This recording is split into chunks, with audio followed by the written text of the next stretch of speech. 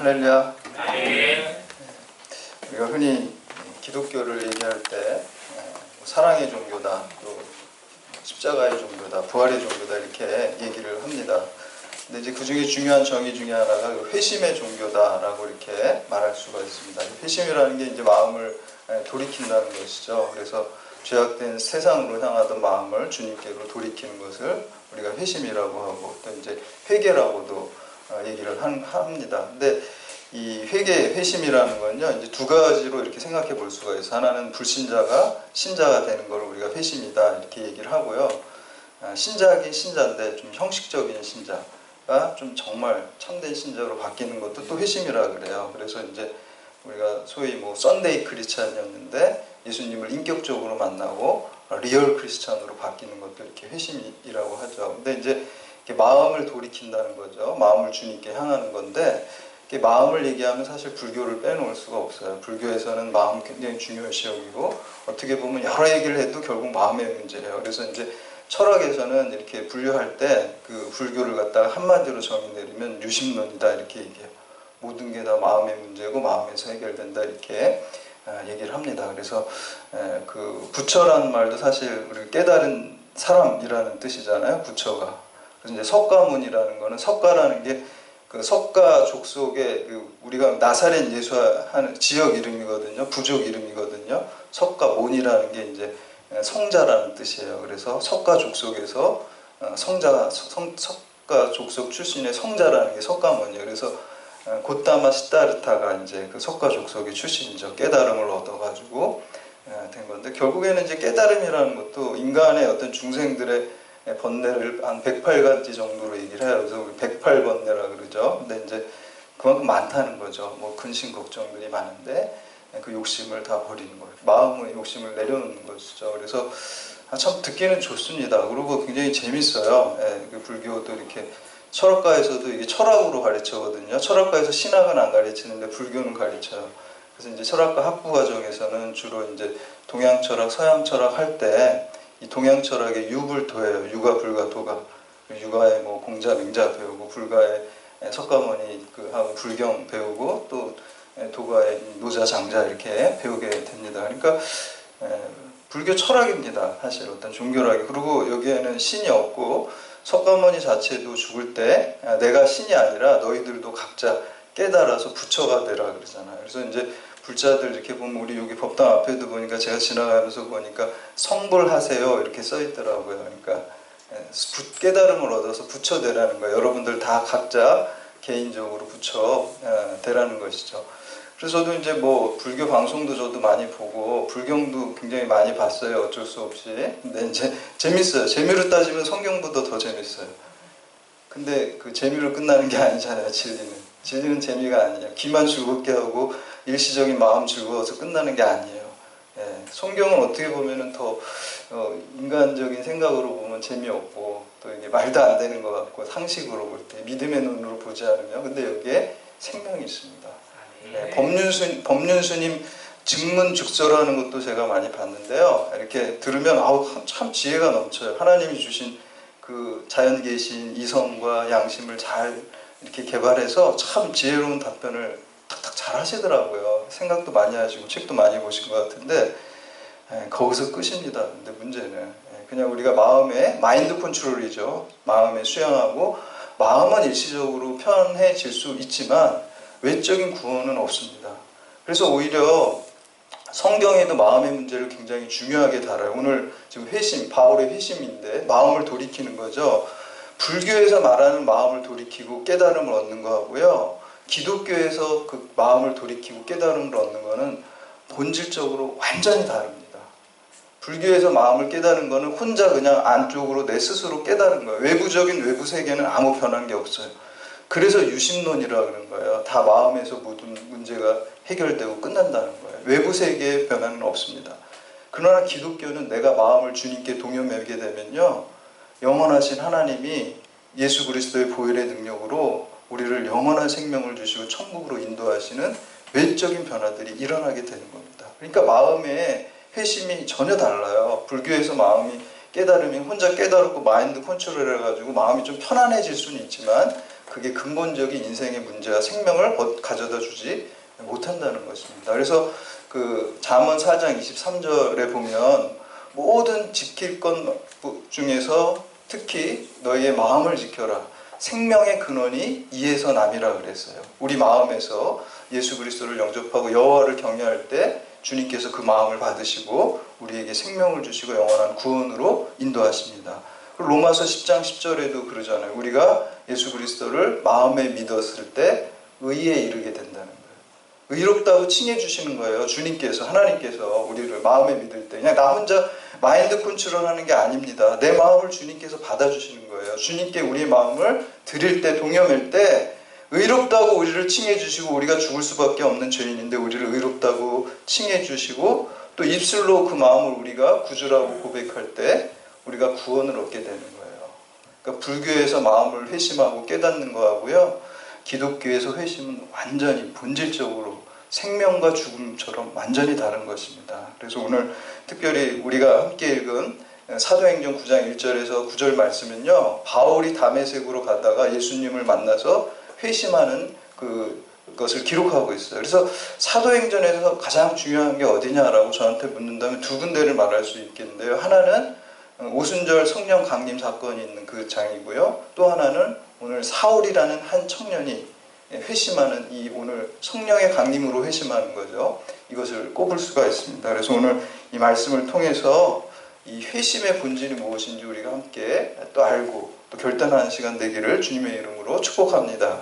첫 번째 1절에서 2절 말씀 오늘 함께 봉독합니다. 오늘 본문 1절에서 2절 시작. 사울이 제자들에게 대하여 여전히 유혹과 살기가 등등하여 대제사장에게 가서 다메섹 여러 회당에 가져갈 공문을 청하니 이는 만일 그 도를 따르는 사람을 만나면 남녀를 막론하고 결박하여 예루살렘으로 잡아오게 하려 함이라. 아멘. 여기서 사울은 주의 제자들에 대해서 여전히 살기가 등등합니다. 그래서 지금 뭐 스데반이 이렇게 순교하고 죽일 때 옆에서 이렇게 구경하다가 이제 적극적인 가담자가 돼서 예수 믿는 사람들을 다 박해하고 그래요. 근데 이제 이 국내에서 예루살렘에서 이제 예수 믿는 사람을 다 잡아놓으니까 이제 해외 원정까지 가서 잡아오려고 그래. 시리아라는 거는 지금 저기 다메섹이라는 거는 지금 시리아 지역의 그 수도거든요. 그래서 다마스쿠스라고 이제 얘기를 하는 곳인데 예루살렘에서 한 213km 정도 떨어져 있대요. 뭐 지금은 뭐 그렇게 멀지 않게 생각하지만 지금도 이제 서울에서 아산을 왕복하는 거리가 한 213 정도 되거든요. 근데 그 거리를 그냥 도보와 말로 이렇게 간 거예요. 그러니까 얼마나 열정이 있는 사람이에요. 나름대로 자기가 옳다고 믿는 진리에 대한 열정이 있는 사람이에요. 부지런한 사람입니다. 신실한 사람이에요. 그러니까 요거를 주님이 만나가지고 싹 바꿔주니까 예수 전하는 사람으로 이렇게 회심하고 완전히 바뀌게 되는 것을 볼 수가 있습니다. 그래서 이 사도 바울이 이제 다메섹으로 가게 되는데 첫 번째 이 회심의 본질은 예수님과 만남입니다. 여러분 어떤 문제를 만날 때 제일 중요한 거는 당사자를 만나야 하고 책임자를 만나야 해결돼요. 그 주변 사람 아무리 만나봤자 해결 안 돼요. 우리 이제 학생들이나 우리 대원들 같은 경우도 좋아하는 이성 여자친구나 뭐 남자가 이렇게 생기면 주변에 있는 사람들 자꾸 이렇게 얘기해봤자 소용없어요. 누구 만나야 돼요? 내가 좋아하는 사람 직접 만나야 그 문제가 해결이 됩니다. 사랑이 이루어지건 아니면은 이렇게 거절당해서 뭔가 마음을 정리하던 하여튼 끝장을 보려면은 당사자를 만나야지 주변에 이제 그 내가 좋아하는 사람 친구 자꾸 만나봤자 그다지 도움 안 돼요. 당사자를 만나야 해결됩니다. 우리 믿음 생활도 마찬가지예요. 예수님 만나야 돼요. 교회에 와가지고 그냥 목사님만 만나고 가고 친구들만 만나고 커피 마시고 친교하고 그런 거 좋은데 정말 만나야 될 분은 예수님입니다. 더군다나 예수님을 우리가 인격적으로 만날 때 우리의 마음에 회심이 일어나게 돼요. 아까 회심을 두 가지로 생각할 수 있다고 그랬죠.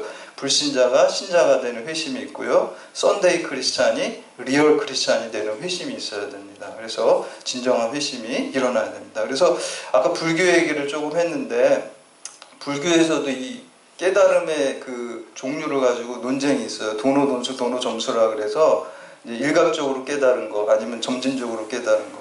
그거 가지고 굉장히 논쟁인데 기독교에는 그 논쟁할 필요가 없어요. 일각적인 그 회심과 또 점진적인 회심이 다 있어요. 오늘 사도 바울은 어떤 회심입니까? 일각적인 바울형 그 깨달음이에요. 도노돈수예요. 불교식으로 말하면. 근데 점진적인 깨달음은 이제 디모데라는 사람은 기독교 가정에서 기독교 신앙을 잘 교육받아서 점점 우리가 소위 모태 신앙으로 자란 사람들 있죠. 그분들은 이렇게 점점 믿음이 더 성장하고 작은 믿음에서 큰 믿음으로 이렇게 자라나는 거예요. 둘 다 인정해요. 또 더군다나 한 사람 안에 그 두 가지가 바울형과 디모데형이 다 있는 사람도 있어요. 존 웨슬리 목사님 같은 경우는 원래 목사 집안에서 믿음을 가지고 자랐어요.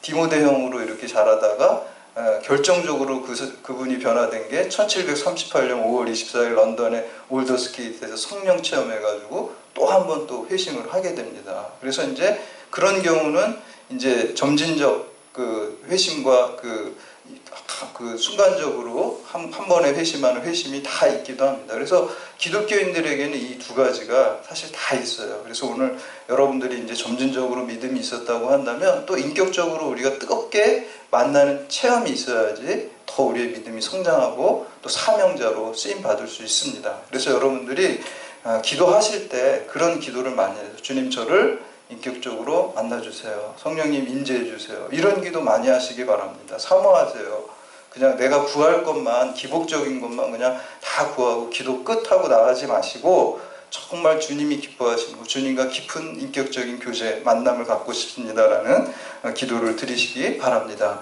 영국의 작가인 샬롯 엘리엇이라는 그 여성이 있었어요. 20대부터 글을 잘 써서 영국 문학계에 유명한 사람이 됐는데 30대가 돼서 이 사람이 큰 중한 병에 걸리게 되었어요.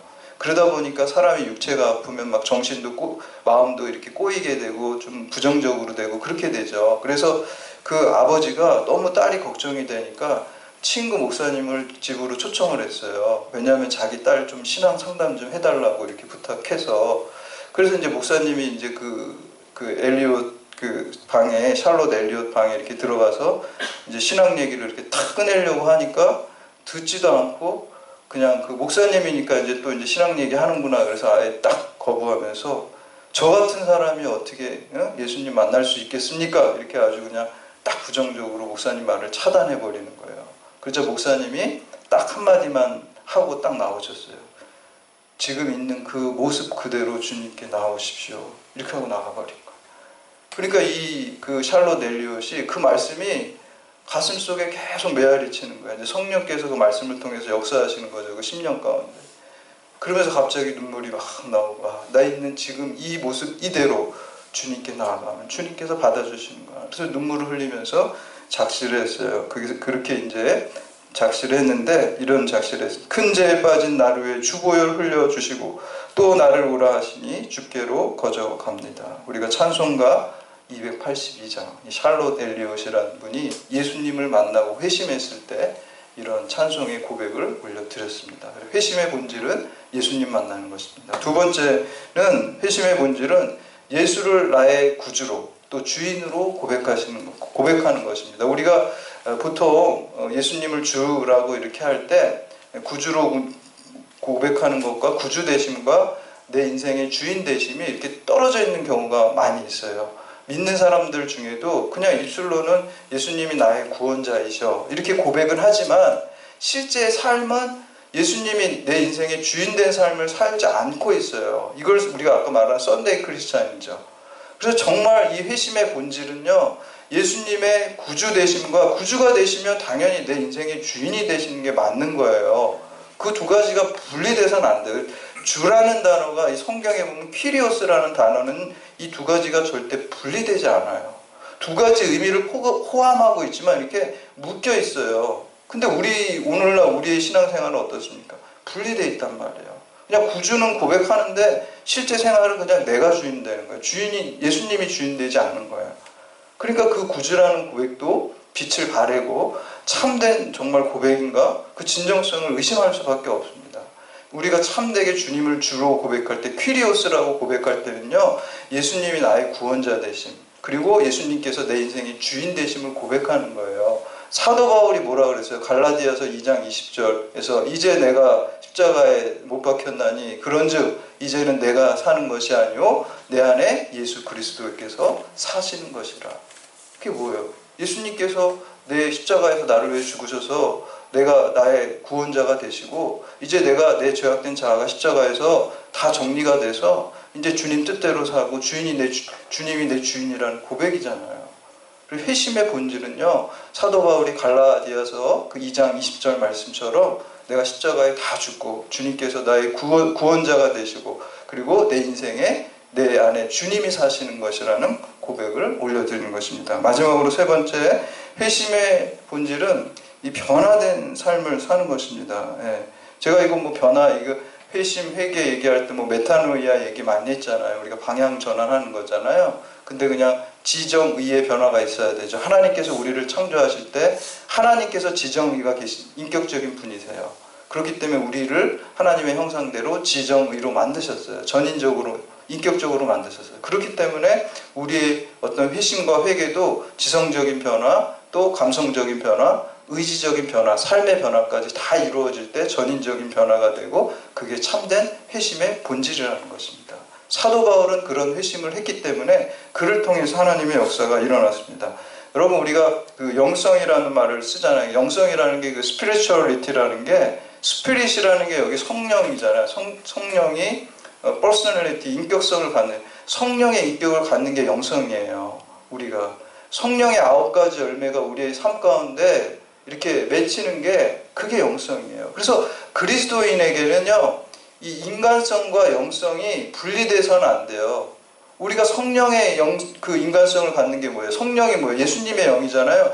예수님의 인간성을 우리가 갖게 되면 그게 영성이에요, 여러분. 그래서 우리 그리스도인, 제가 지난 주일날도 우리 인간성 좋은 그리스도인 되십시오 이렇게 이제 같이 인사도 하고 그랬는데, 인간성 좋은 게 영성 좋은 거예요. 예수님의 인간성을 우리가 갖고 성령의 인간성, 성령의 인격성을 우리가 갖는 거잖아요. 성령의 9가지 열매를 우리가 맺는 것이 그게 좋은 영성을 갖는 것입니다. 그래서 완전히 삶이 변화되는 것, 그리고 지정의의 회심, 그것이 회심의 본질입니다. 오늘 3절에서 5절 말씀 함께 봉독합니다. 시작. 사울이 길을 가다가 다메섹에 가까이 이르더니 후련히 하늘로부터 빛이 그를 둘러 비치는지라. 땅에 엎드려져 들음에 소리가 있어 이르시되 사울아 사울아 내가 어찌하여 나를 박해하느냐 하시거늘 대답하되 주여 누구시니까 이르시되 나는 내가 박해하는 예수라. 아멘. 사실 이 사울이라는 청년이 박해한 거는 예수님이 아니죠. 예수님은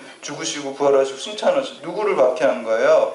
예수 믿는 사람을 박해한 거잖아요. 근데 오늘 예수님이 뭐라 그랬어요? 왜 너 예수 믿는 사람 박해? 이렇게 얘기하지 않으셨죠? 뭐라 그랬어요? 왜 나를 박해하느냐?